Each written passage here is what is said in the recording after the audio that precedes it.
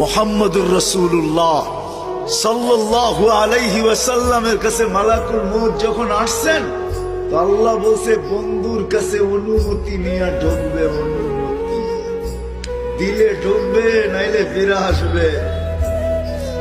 বন্ধু আমার, খবরদার অনুমতি ছাড়া যায় গর্জায় ঢুকা যাবে না।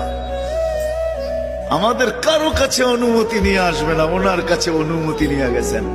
তারপরও বলছে শোনো, ঢুকার অনুমতি দিলেই কিন্তু হাত রাইখা দিবা না, আবার অনুমতি নিবা, রাখবা কি রাখবা না।